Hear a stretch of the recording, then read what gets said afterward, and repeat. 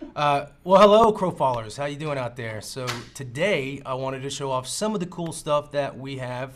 I got some fun new toys to play around with, which is really cool, and I'll go through that in a second.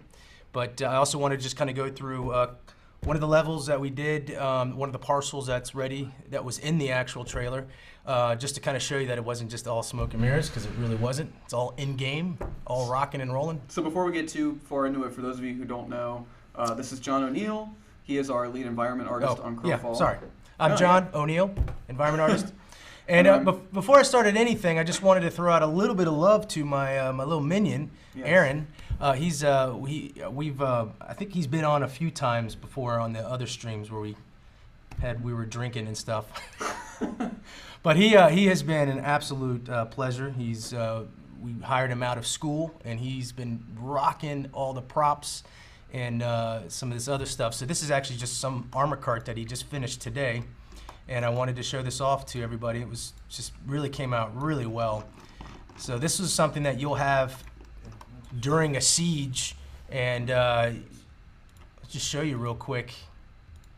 You'll be able to actually have this thing go up, and we'll have weapons in there and armor and stuff, and that's where you'll kind of run and kind of possibly gear up and stuff. So this is just really cool. Want to throw him a little shout out. One of these days we'll get on here together and we'll go through some cool stuff. So yeah, this is the new armor cart, and yeah. All right, so let's get started.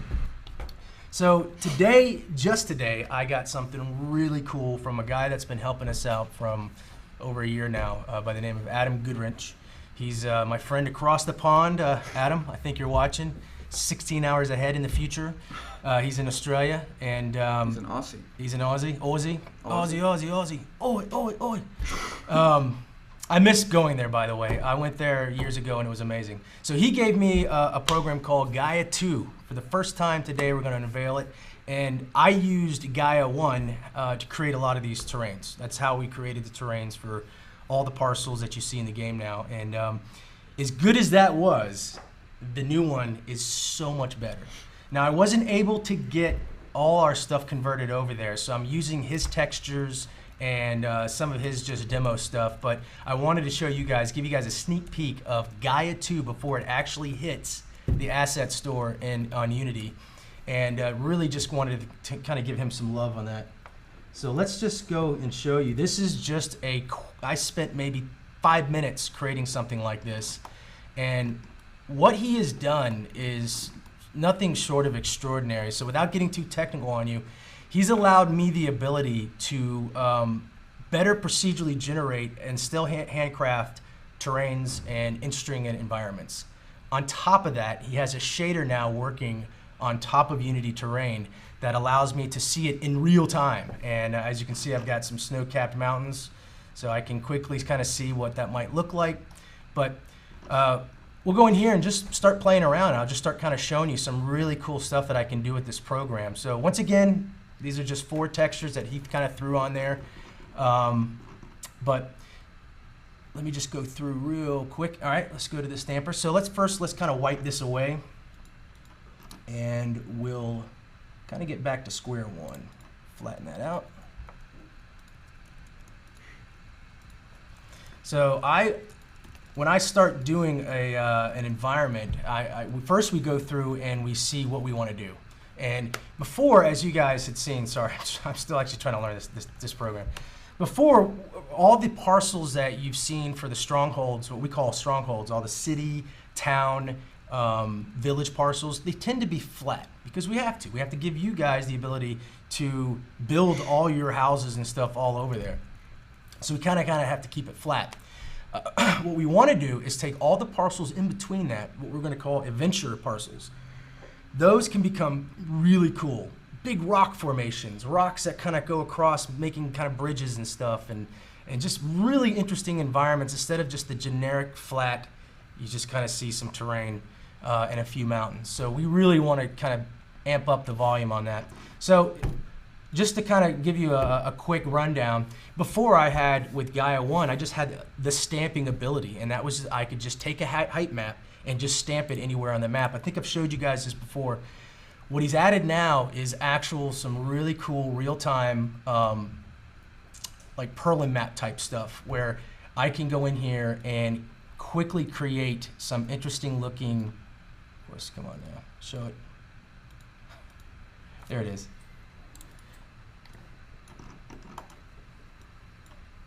Oh boy. Come on, buddy, work with me. Oh geez. He did say that there's a chance that this could break. But it's so cool. Well, everything breaks in a tech demo. Of course, that's how it exactly. works. I think I've got this one open too. This is something else I created, and it really. That is sick. Yeah, this is showing off terracing and stuff. So let me see if this one's going to be a little bit nicer to me.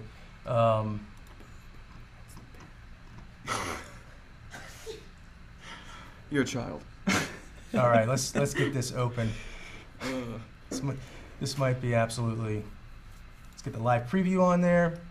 First, we want to flatten it down. Okay, that's good actually. And then now we want to throw in some different types of noise. Let's get some ridges in there. There we go. And now I can just start kind of sculpting around and playing with basically just different settings and truly starting to create different types of environment. I've got a lot of these things that he calls filters on, so think of it almost like Photoshop. I can take a terrain, stamp it, and then start adding filters like such things as terracing, or you can get, he actually has like thermal hydraulic, thermal iterations and hydraulics. All right, let's turn some of this stuff off so we can get an idea of what we're getting here. I want to just create some simple kind of ranged mountains. I think this one was one I liked. Persistence, and then I get some octaves in there. We're getting a lot of noise in there. Let's change that maybe to that. Whoa. Oh, I know one thing I've got. The reason why is I've got a curve going on. So I have it actually going, proceeding down to the edge. So we don't want that. We actually want this to come straight up evenly. There we go. Amplitude will usually give you less. This looks like this might be busted up too. Oh, Adam. Please forgive me, Adam. He slaved to get me the latest build, and I've completely mucked it all up. He's sweating bullets watching the stream. No! He's sweating bullets. I'm sweating bullets. Dude, you're fine. So, while you're figuring this out, as you're building this, is this in like a cell? Yeah, this is actually in a cell. Let me go back to the other one we had going. I know I got this working. I know I can do this. Yeah, this is actually the size that we start sculpting on, and I basically, each one of these little squares you can almost think of right here is the size of one of our little cells. So this represents like a 4x4. What is everyone saying? Like, oh my God, O'Neal. No, you would think, but they're just roasting me in chat. All right. They say I'm the worst, the worst human being ever. Todd has started a bad, started a bad trend there. There we go. Get some weirdness going on. The thing is, I just really, honestly, haven't had time to really play with it. Here we go. This is what I kind of wanted to show off right here. I wanted to show off how I could quickly get like a little mountain range going. So let's go ahead and just stamp that before it breaks. Before I break it. By the way, this is probably user error, and so we just kind of got some interesting looking terrain going. Nothing insanely cool yet. And then from here, I can start going on with the filtration. This is where it gets really cool. Let me turn off the thermal stuff, and let's start terracing some of this stuff out. So I'm going to let's add 3 different terraces to this. And then from here we can, start adding in some.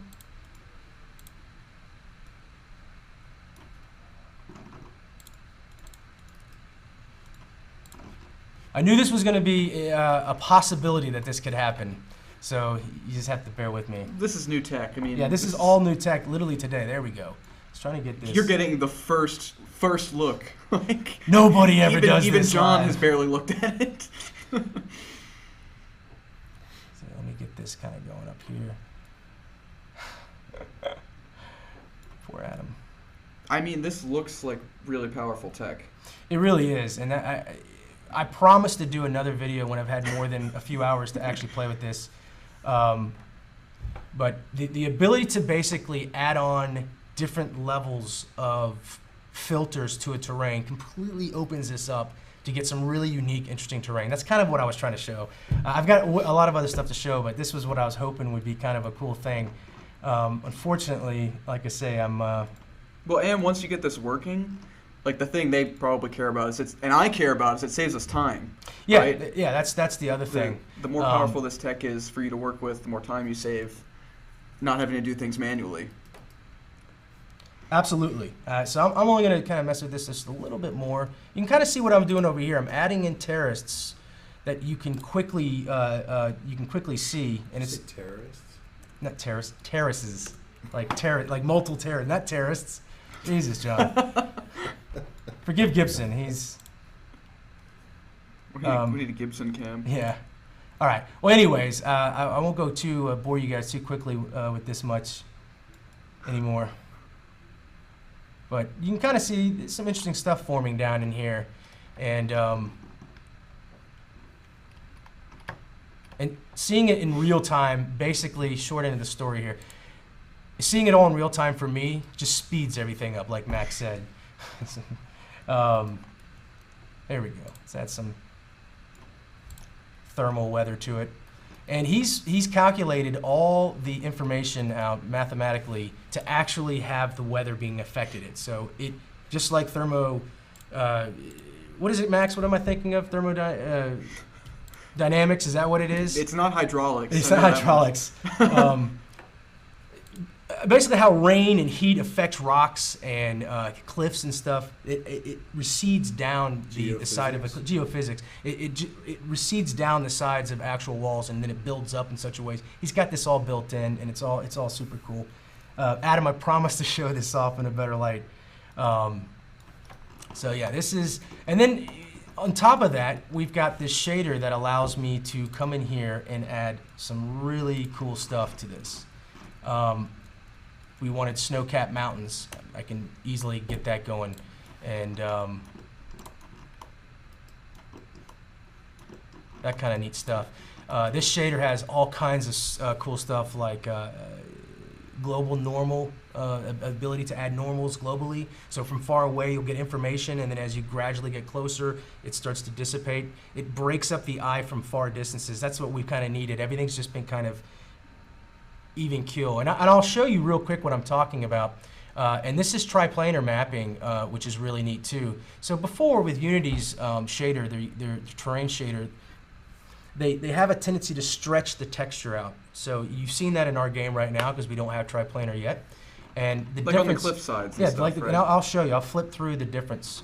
But before I do that, I wanted to show you the ability of how we can start scaling textures from close up, and then from far away, we can scale the texture as well. So from far away, you'll be running around on the ground. You're like, oh, that's got some information. That looks neat. And then as you get closer, it slowly blends into the actual scale that we want to show off. Really cool stuff. But the difference between triplanar and non-triplanar is pretty stark. And I'll just show you. I'll flip it on and off. That's Unity. This is Unity right here. So as things get higher up and more flat, more vertical, it tends to stretch the textures, and it kind of uniformly just go in one direction. With this shader, this allows me the ability to actually get cliff walls. And so you're going to see a huge upgrade in the terrains when we start adding the new textures and the ability to have non-stretched textures everywhere. That's really going to add a lot to it. So in a nutshell, there's a lot more to this program. I was hoping that I was going to play a little bit nicer with me, or I was going to play nicer with it. But Gaia 2 is going to be revolutionary for the world builder. The ability to have GPU instancing or GPU real-time texturing it's all put on the GPU, and it just updates in real time. That's huge for us because I can come in here and I can see what I'm doing in real time, and I'm not having to make a setting, type something in, press apply, and then a bar goes through, and then it does it. I'm able to just see it in real time. And just to kind of give you what that means is I'll just change the sea level, and you'll see how the sand is being affected by that. So I've now effectively changed the sea level by 100 or so feet, and the texture just updated in real time. that's really, really, really cool. And I'll bring it back down. This is awesome. This is exciting stuff. So please, I apologize. I wish I could have shown some more interesting stuff off. It was funny when me and Adam got in early this morning, and he was up late. We got it working on my machine, and I was doing all this cool stuff with him. We were on Skype, and then I of course mucked it up in real time. All right, well, for now, let's move on to something else. Quick question for you. Sure. Weebles TV asked, does this program control weather effects too, or is that a different add-on and program? So we have a couple of things affecting weather. We'll have, for the most part, we'll have our own scripting system that affects the actual change of the weather. But we use a different program for certain weather effects. The terrain shader will affect the snow that you'll see on the ground.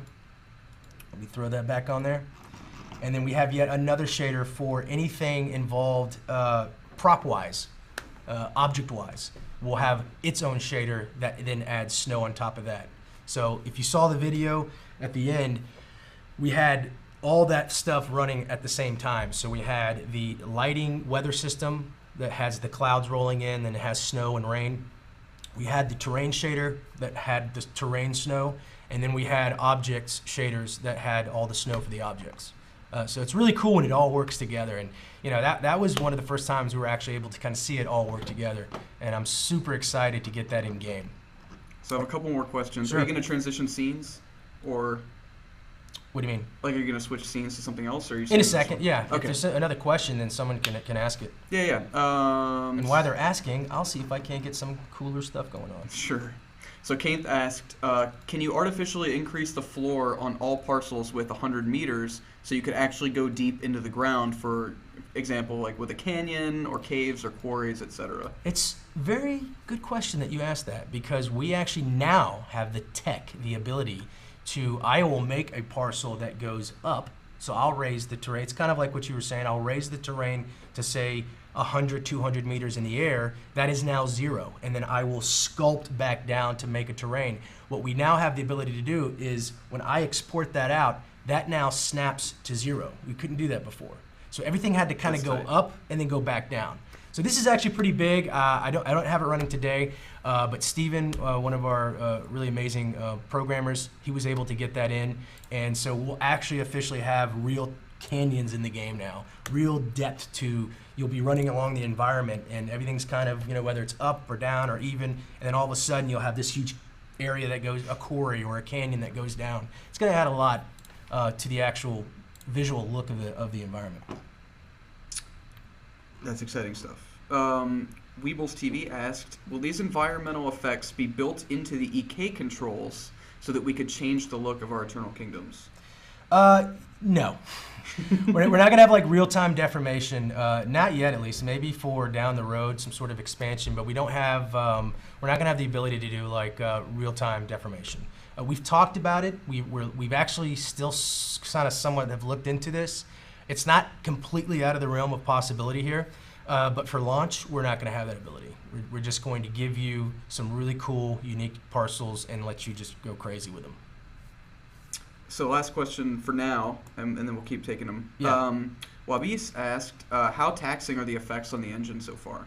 I'm actually going to run through the one of the levels that we have set up, and I'll show you. It runs really well. I mean, so that's one thing that you guys are going to have to keep in mind. So we have all this cool stuff that just come in and we've put together, and we've got a lot of updated art and a lot of updated assets. Not all that's going into the playtest just yet. We started off with the lighting. That's the first thing you're going to see right off the bat is our new lighting engine. We still have lots of other art assets to kind of slowly roll in. All new environment textures, trees, that kind of stuff. It's coming. And we have a lot of it done. But Bill was really smart. He said, you know, we don't want to just dump everything on the player and have everything just go haywire. Right. We're just going to slowly and incrementally roll it in, roll it out.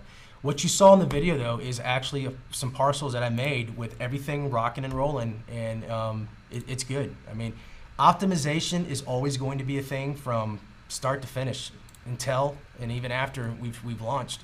It's always something that every company has to deal with, and I feel confident that we're going to be able to get the performance we need and have the visual look.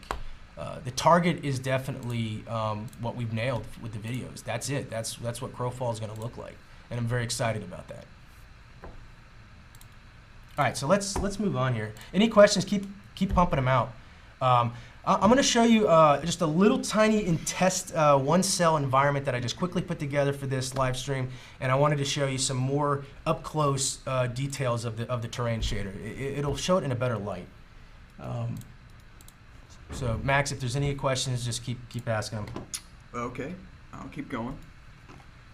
Let's see.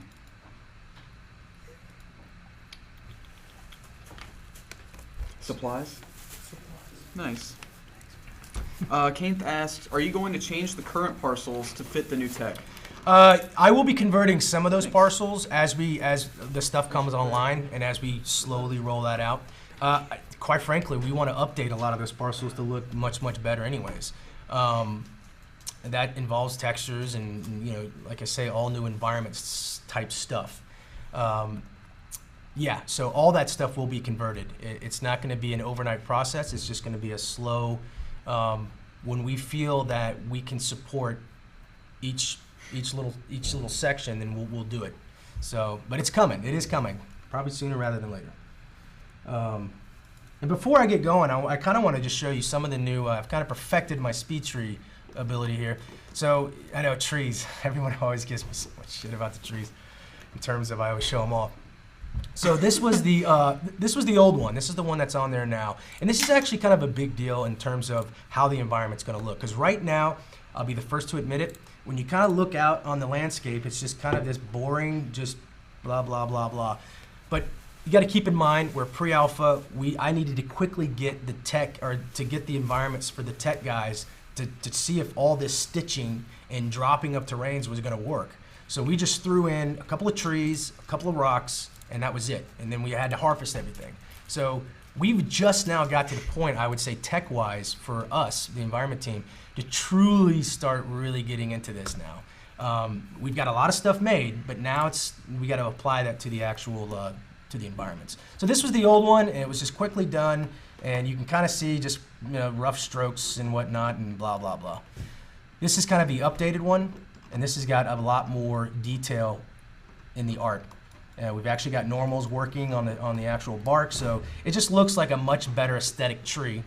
And not only that, our knotwoods we're going to have a lot bigger variety. We're going to have different colors, different types. This is really going to change that landscape quite a bit. I'm just going to thumb through these real quick. These little tiny brush type trees, this adds so much to the ground part of the game. Because before, again, you just had verticality with all the trees, just all this verticality. We didn't really have much lower brush. And so now we're having the time to come in and start adding all that cool detail. Here's a couple more. Just kind of thumb through this real quick. Okay, Aaron said, that's a damn fine tree, John. Thank you, Aaron. I love my little guy. But yeah, so and we'll go in. We'll actually run through the one of the levels that we did, one of the parcels that was finished out for the video, and I'll run through it and I'll show you some of all this stuff together and actual running around, because it looks pretty cool. So all right, so this is just a quick test, little 1x parcel. I blocked it off so you guys wouldn't get distracted by the lack of anything else, because when I make these parcels, I have to actually make a giant terrain first, and then I only focus on the shape of the actual parcel. I've gone through this before, but I'll just quickly kind of show you what I'm talking about. So if we wanted a L shape like this, I would delete these and just sculpt the terrain like this in such a way. And then we export that out, because each one of these little squares gets cut up, and then it gets stitched back together real time in the engine, which is really, really cool. So I just wanted to quickly show you guys that so you won't get focused on anything else. But this is with the new terrain shader. It's with the old textures, so just kind of bear with those. But already it shows you kind of how even just the side of a mountain with just a kind of a basic texture I have on here, what it looks like with the new terrain shader. Because if I show you without, you'll start to see the stretching that I was talking about again. So that's Unity right there, and it just stretches it all the way down, and and everything's really washed out. I know it's something that Unity's planning to upgrade in future releases. Unity 2017, I think that's on their roadmap. Yep. But for now, this has been a challenging aspect of the environment is trying to get around the terrain shader. And people like Adam and a friend of his who's working on the terrain shade, Boris, or Bart, I'm sorry, Bart, not Boris. They're coming up with amazing things for workarounds. And it's really cool to actually see this in action. And then there again, this is what so if this was a adventure parcel in between some of the town parcels, now what I haven't added in here is all the different rocks formations that would be jammed in there to form kind of some really cool, unique parcels. That looks really neat, dude. That's going to be added in. So you can imagine as you're walking by up here, there's these rocks that maybe jet out and form over here, and they just naturally blend into the side of all this stuff. But again, before I just had it just generally just kind of filled out. We don't want to do that. We now want to pocket things to make stuff more interesting. Fallen trees here with a little pocket of other trees. Because trees, when they grow, they kind of have a little formation of pockets that they grow, and then it kind of seeds out, and then maybe some more pockets. So we want to kind of get more into that. Can they even see my face? Because I'm using my hands quite a bit. They can see your face. Right. Yeah, your hands are like I apologize. 3D. So yeah, this is some of the new trees and vegetation and stuff that's just going to add so much ground visibility that will help it out. And I'll just quickly jump down here and run around. Any more questions? There are, yeah. Anthrage asked a pretty cool question. Given different biomes have different tree types and tree and wood types are represented in the skill tree, how will trees be handled in drastically different biomes? And does this mean a desert biome is off the table, for example? Thank you. No, actually, a desert biome is probably next on the table. So that is a good question. Can they hear you say it, or do I have to double? They can hear me say it, Okay. right? You can hear me say it. Yeah. Okay. They should. Well, what Max was asking If was, Gibson did his job. who was the guy that asked the question? Max? Anthrage. Anthridge. That's a good question because we're still trying to finish up the our kind of Northland biome. This is the first biome, and it's we want to kind of get past that, and we're definitely going for more of a kind of a Scotland Highland look with the green rolling hills and the rocky formations. But we quickly want to then roll over to something like a desert biome.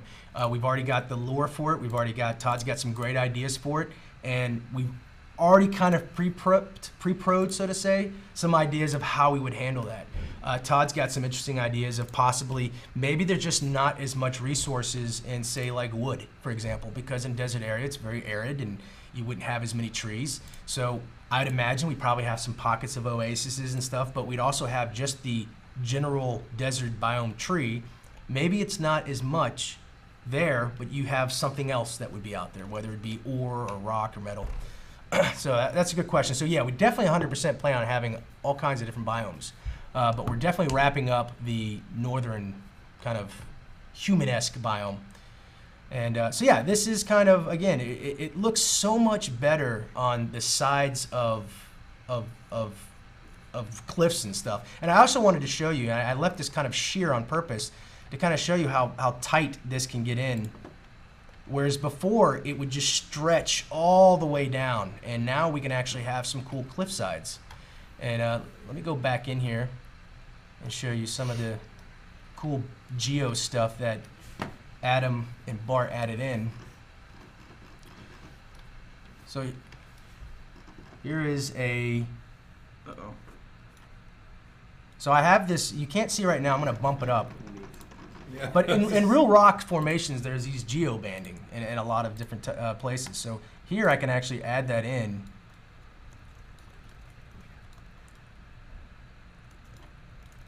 You can get some really cool, first you just kind of get it going, and then you come in and you kind of adjust it so that it doesn't look so colorful. This I've actually spent some time with. So now there's a little bit of that.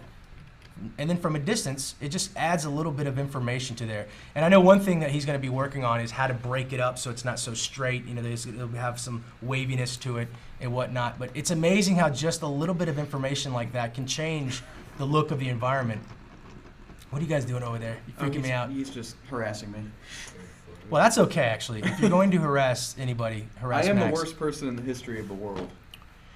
That's right. I should stop reinforcing that. And another cool thing is you can see, again, with the shader, that's going to give us the ability, as you look out in the environment, it won't just be the same tile like I showed you before. We'll also be able to add like some sort of global normal power is what it's called.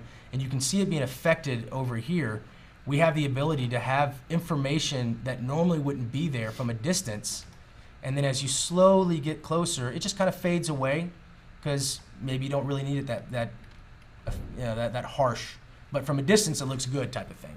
All these things that I'm talking about are helping us improve the environment in really cool and interesting ways. So you're getting a lot of praise in the chat, especially about the removal of the stretching of textures. Like, yeah, that's everyone can tell that that's going to make a huge difference. It really, really will, and it's something that we know we've needed and that we've wanted, and we had. It was one of those things where we're like, all right, we'll eventually get to it, and then as it popped up, we're like, hey, we have it, let's use it. Right. So I don't want you to think that we never weren't going to have it. We always planned on getting it somehow. It's just having it now is really, really amazing. Right. So we're going to have a lot of fun with that. I think it's going to just improve overall. Any other questions? A lot of players are curious about how water is going to work in parcels, and if we might see things like flowing streams or waterfalls. Good questions. Yes, on all of that. In terms of we'll have streams, we'll have some forms of waterfalls and whatnot. Water still, we're still trying to figure out how exactly we go with that. I know people have brought up swimming and whatnot. Rafts. And I think that's a perfect question for Todd. I don't know. You tell me, John. Your own environments. Make it cool. Rafts. Let's get real for a second. The thing with water is is a unique kind of pain in the ass in any game really, because if we decide to do, let's say, underwater swimming, that's a whole giant system that people don't even realize. You have to have animations for every single character and how they would swim, what happens if you die underwater, what happens if you get shot in water, So we're gonna have something with water. One of the things on the table, which I actually like, is some form of you stay above water and then you either stamina out and you drown. But there again, what do you do when you die? How do you get your stuff back? So it definitely raises some good questions. It does. And don't think we're not working on this. We have some ideas. I think we talk about it once a week. Somebody's asking if you can show a sneak peek of the Mountain Citadel Palace. You could show the throne room. It's a gray box then, but it's pretty damn cool. Someone asked about that earlier too. They want to see it. Do you have it on this machine? I have it on this machine. So the castle that was in the I'm not in that branch right now, and it would take too long to switch over for that textured version. But I have the gray box version on here. If you guys do they want to see that? I thought it was kind of cool. I mean, it's showing a whole different type of flow, right? And we're going to have to adjust the thing once we get in and play with it anyway, right? Well, there is a somewhat textured version. I don't have access to it right now, but I do have access to the Mountain Citadel, where I have the stand-in. I think that's still on this machine. All right, Todd side-saddled me on this one. Right.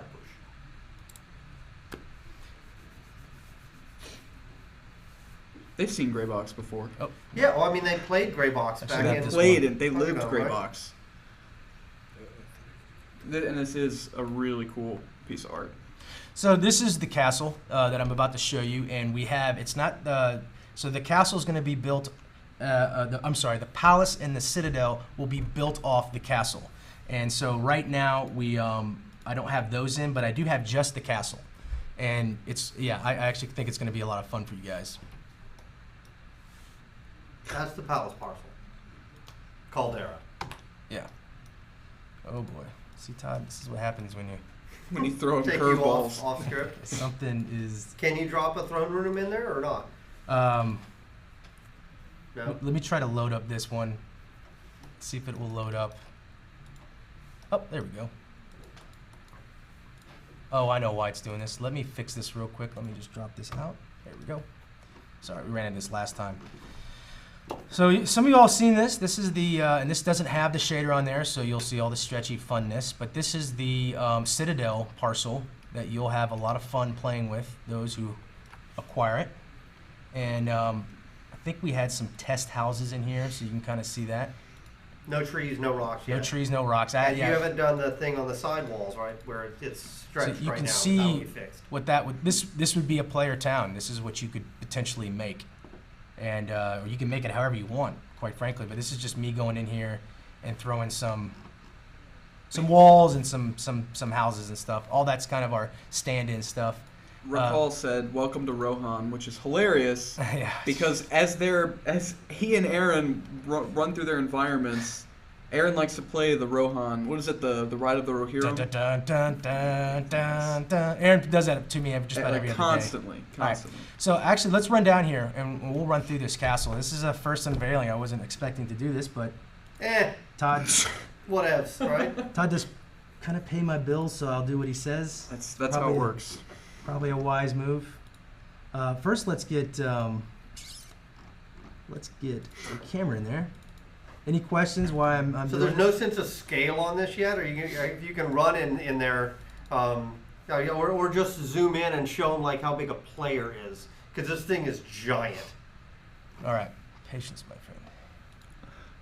All right, so now let's make sure he's above. This is just the first-person camera. Player's like that big, right? So when designing this out, we had to come up with some really unique things. Before I get in here, so this is also a player-driven house or a guild house or whatnot. So part of this is broken up for you to live in, and the other part of this is for actual sieging. And so it was kind of a balance we had to figure out.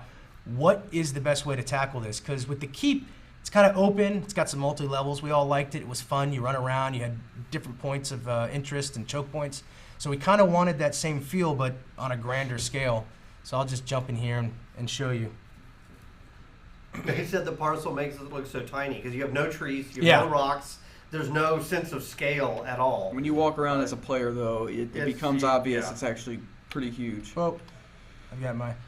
So this would be the Great Hall, and each time, for example, this is the castle version. For the Citadel and Palace version, everything just gets bigger and more attachments, and it just gets more grand. But here you have the lovely temperature is back that people love. But you have some little side hallways, some side rooms for your. This would be kind of more player home-driven type stuff. It's not really a focal point on actually sieging this thing. How big is this room compared to the Great Hall that they played Siege Perilous? This is a little bit bigger than the actual keep. This area right here is about the size of the keep, and so everything else is added to it. It's about 3 times in total in footprint, 3 total. And explain what a gray box level is and why we do it for people that don't know. Yeah, so gray box is just a term used for quickly putting something together and throwing it into a scene. For various reasons. You want to check for scale, you want to check for playability, you want to check for lighting possibly if you start getting in some textures on there and whatnot. But this is how we usually do everything. Everything I touch in terms of model-wise always starts out kind of looking like this. I get it to a pseudo modeling pass, and then we like what we see, or we make adjustments, and then we take it to the next level, a pass 2 as they call it. This would be a pass 1. So when sieging this thing, there's the Tree of Life. You can see it in the center. That is going to be the focus point. So think of like this half right here is the sieging part of this keep, or castle. Everything else is kind of just player home. And you can run through it if you're attacking, but you're really, And so when designing this out, I wanted to have, I used to love playing Quake. I love those levels. I love playing those kind of games. This is not a Quake game, don't worry. But I love the different entrances and different heights and choke points that those games would create. So as you come in, you'll see we'll have like some really cool roots hanging down and water down here or something, and there's the Tree of Life. So someone could be down here possibly shooting that tree. That means the defenders are going to have people below and above guarding it. There's ways to get in from here as well, so on to this side. So one question, John, somebody asked was, can I buy one of these in a campaign world to get an advantage? For people who don't know about our methodology, we should explain that the purchases can only be made for your personal kingdoms. Yeah. In the campaign world, the only way to get one of these things is going to be to siege it. Very good point. Todd made a really good point. So someone asked a question basically of, can you buy one of these castles and then pop it into a campaign? No, you cannot. This is for your own personal EK. Now, what you can do, if we, I think EKs have the ability to siege each other. That's possibly You on have, the table. you have PvP on Yeah. right now. That's Yeah, all that we that's- have done so far. so you could and take- that just went up this week, is the ability to turn on PvP Yeah. to fight. No destruction or sieging has been turned on. Yeah, no. So basically, you could siege each other, practice sieging each other, whatever, and then in the campaign, you would have to build one of You're these on basically. camera, by the way, Gordon. I guess you don't know that. They say greetings, tyrant. Siege Yeah. Lord, tyrant. He's coming in to lay his wrath on me. So again, here's the upper story where you can imagine. And what I love about this is in the keep we had it so that the upper area was really big, really good for melee. Where this version, it's going to be tough for melee. You've only got a few areas to run around, and you can easily get knocked off. So range will probably play a big factor in this, and we kind of did that on purpose. And there's different ways to get up there, different spots, and so you can kind of some areas if you drop down, you'd have to go around to get back up, and then there's even oops, I fell down. Sorry. I hope I'm not making you guys sick. I have to have this thing on full blast because it would take me forever to run around. So this is the upper story. And again, you can shoot down on people maybe trying to shoot in, and there's a third story where people, I imagine, will have fun up here. And then again, it just keeps going on and on and on to more of a player-driven, this is like a king's room, so to say. And, So to say. I did it again, Todd. But yeah, this is the... Did you say so to I say? said He so to says it say. all the damn time. Like, mentally ill with that word. But yeah, this is the castle, and we're going to be dropping this in soon so you guys can start testing this out, because we really want to make sure that when you siege a castle, it's fun and it's not too hard to defend and it's not too hard to attack. So there's a huge amount of balancing that we're going to have to start really addressing. But yeah, anyone had any questions? A lot of wows and hellos to Gordon. Excellent. All right, well, let's just show. I'm going to end off on that one. So, Weebles TV, and maybe Todd can answer this question, asked, will we see the mountain parcel placed in-game so that guilds can claim it? So the hope is that we're going to be able to use this thing in the campaign world. That's why we built it with the tree in the middle so that it could be sieged. That said, we're going to have to grow into it. Like initially we're setting up all the stuff using the existing, the fort pieces and the castle pieces first. And then we'll grow into this one over time. That's one of the reasons John gray boxed it, is because we want to try it. We want to actually get it in. If it's fun and it performs, hell yes, right? There's no reason we wouldn't use it if it's a good asset. Those are two big question marks, so I don't want to promise it yet. But that's why we built it the way we did. That's clearly the goal. Yeah, and the one we used for the video, it is textured, but it's really roughly textured. So I'd rather have just showed you the gray box version. So we have that a little bit further along. So when it's ready to come online, we're ready to start testing this thing like crazy. Because it would be fun. This would be a lot of fun to kind of siege and defend.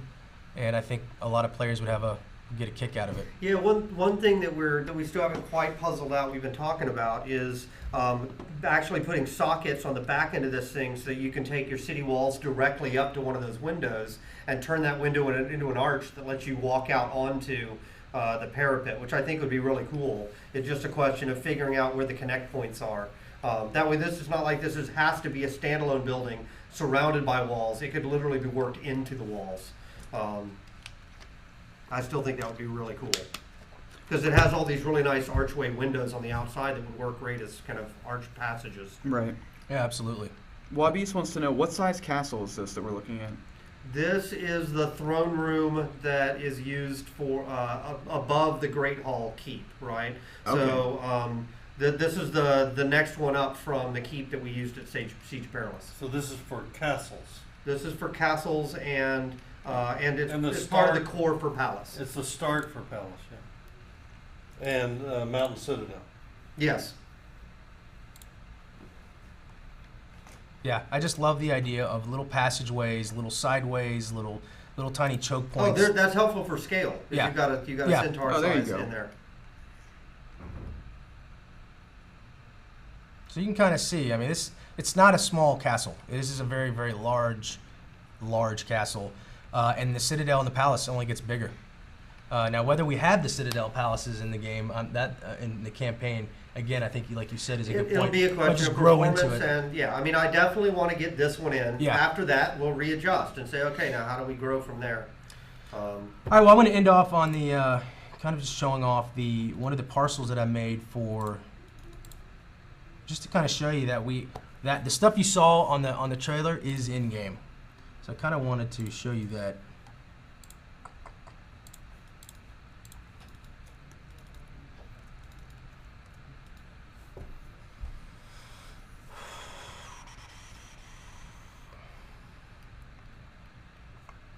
Does this load? Any questions, Max? Why this loads up? You bringing on the sexy forest? Sexy force. Keith asked, you talked about these buildings being modular. How does this work with bigger parts of the building? Well, you just get more rooms. Let me clarify, not modular in the sense that you'll be able to just take that part and then click it off, put another part on. We will have attachments for like banners and all kinds of cool stuff like And annexes, yeah, right? and annexes. So we've never defined that, but basically, so an annex is an external part of a building that you can snap onto the outside of a building, which creates either another room or a patio with a crafting table. And they haven't seen those yet because we haven't turned crafting tables on, but that'll be coming hopefully relatively soon. Let me just jump in here. And the question, if you can attach the walls to the castle, does that mean you could connect the two of them together? So technically, yes, the system would allow it. The question will be whether or not you have enough tokens or weight capacity on that parcel to handle that many buildings of that much size. They can already see that actually in the test right now. Whenever you're using deeds to drop wall pieces or buildings, they have size limitations, and it tells you here's how many you can have of each size. So I can have 5 extra larges and 3 larges and 2 mediums and 20 small buildings in this parcel. So it's on a parcel by parcel basis. So this is showing off the new lighting. Yeah, so this is in engine. Yeah, this is in engine, in game. I don't have my character because I'm not on the other branch, but this is basically what this looks like in game. This is what it's going to look like in Crowfall. And I'm just going to run through this real quick, and then I'll show you some cool stuff like time of day and how that's going to look. But this was the actual, this is the large manor, and it's kind of propped out, but you'll be able to prop this out how you kind of want. So an annex might go on the side of the building right there Yeah. on the right or whatever, right? You got 6 minutes. We're almost done.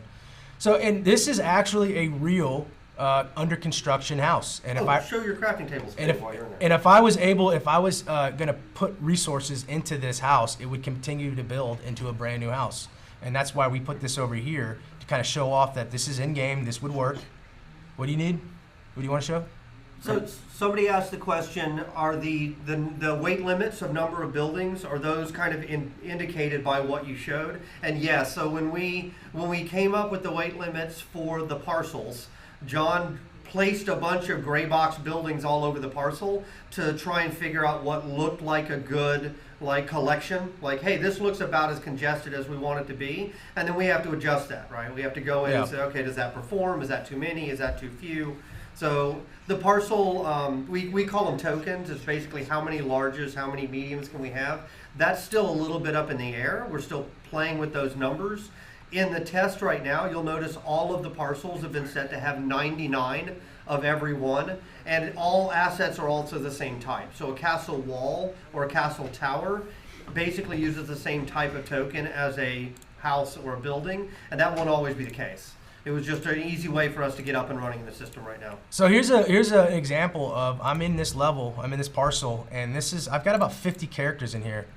And I just wanted to kind of show you guys that I'm easily getting 60 frames running around. Somebody said show all the tables, they look great, but you kind of moved on. Oh, what tables? The crafting tables? Crafting tables, that's Yeah. the problem. Well, I just wanted to show them real quick that this is an actual parcel. It's not in the test realm yet. Your frame rate on here doesn't look great because you're moving so quickly Oh, and it's all trying right. to stream it. It's But that's a blurry. stream problem. It's not a problem on your machine, but it looks Right. incredibly laggy. It's probably because I'm running so fast. I Because you are forget. running- You look laggy too. Yeah, Yeah. you also look laggy. It's not just it's not a game problem. It's a Twitch problem. So yeah, this is one of the crafting tables that Sir Aaron did, and this is I think this is the blacksmithing. It's going to be really cool. We don't have the particles in there yet, but we will. This is alchemy. That's that black. Oh, I don't know where you are. We're looking at you back in time. So this is a I forgot what this one. Stonemason, is that what the one? I don't know where you're at, so I don't over know. his shoulder. Yeah, you have to come look over my shoulder. All right. And this is a ruin crafting, and then my favorite, which is up here, necromancy. This one's awesome. Yeah, this one looks cool. With the blood coming down. Minotaur head. Get a bull man up there, so that's the necromancy one. And you'll be able to put those throughout your house. There will be a limit, but and this is just like an example of a propped out house. So this is for example, a hero statue. You can put something else there, a dragon statue, whatever statue. Todd's famous statue, a John statue when I make one. So I'm gonna walk, not run, so it's not so laggy. But I just wanted to kind of come over to a point in the forest and show you a time of day. What's up? Are we good? Nope. It's playing a commercial for John. Oh, it's playing a commercial? I'm good on my end. Are you I good? had to unpause. Oh, he did a I had to reset or pause something. and play because So here, I'll look over your shoulder. I think it was only lagging on his machine. The stream was That looks fine. great on yours. Yeah, let me unmaximize so we can. I'll have to like click off. It's kind of weird how I have to do this. freaking Max. Me? What do I do? Max. So let's just do it right here, and then Yeah, I hate Max. But you are the worst person in the history Max of the too. world. You know I hate Max. it just kind of shows you how we'll be able to definitely do time of day. He likes Max. And we'll have these Hates cool Max. little Hates Max. pools of light, some stars. Yeah, cycle some time of day as well, Yeah. just because it's cool.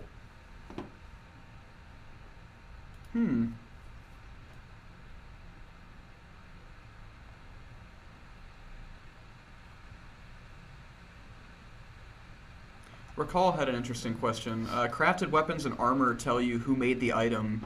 Will props for houses have some sort of telling visual? Oops, I just lost it. Telling visual of who made it, or will it only be? Yeah, all the crafted stuff will have a maker's mark. I think he means will it be something you could see on the outside of a crate, which is a little trickier. Yeah, I don't. I mean, the only thing we would do is we're going to put in the support to put guild symbols on items, but I Should be don't know that awesome. we would put it on crates. Right. I mean, we definitely plan on putting it on banners, putting it on flags, putting it on shields, cloaks, Right. stuff like that. But I don't know that we're going to go to the level of letting you put it on. And as you can see, as I change the weather, the wind picks up. So that's all tied into the system, which is really cool. We now have this kind of weather system. And as it goes away, it starts to calm down again. And then same with the snow. And I can even pump up that wind if we really wanted it even stronger. Do the thunder, do the lightning. Actually, that's not set up. I wish it Oh, it's was. not? Oh, that's too bad. Yeah. You can darken the sky though, right? Yeah. So that's like completely overcasted. And so you can imagine that the terrain's building up snow, or however we end up triggering that. And then when you get to a point, it's just everything's going to be covered in snow.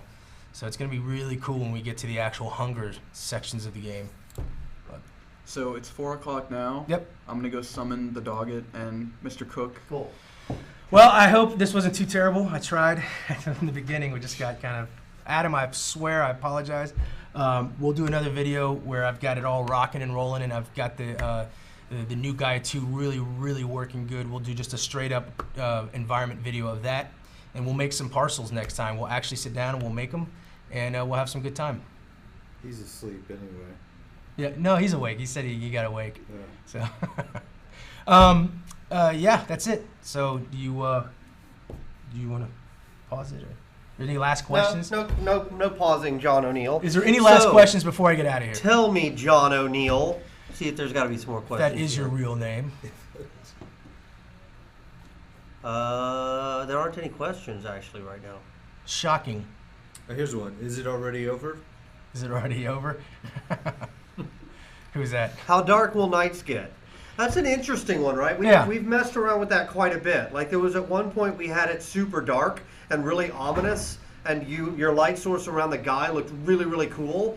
but we're also like, yeah, we think it's really cool, but let's be honest, players are going to hate it. Like, it's just not very playable. So that's going to be a balance point, I think. I mean, this was one idea, possibly this dark. That was what Todd was talking about.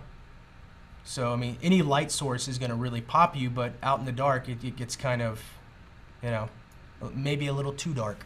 So that, like Todd said, now that we've got these systems in place, we're going to start tweaking this. And that was one other thing I wanted to say was during these play tests in the next month or so, we're going to be tweaking this lighting. We're going to be playing with settings. So you might come in at one point and then something's there and something's not.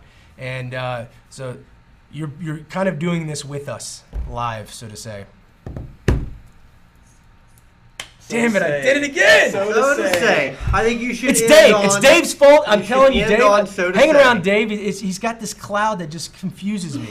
Dave's fault, you say so to say. I would like to thank John for coming out, so to say. Yeah. So to say we all. All right.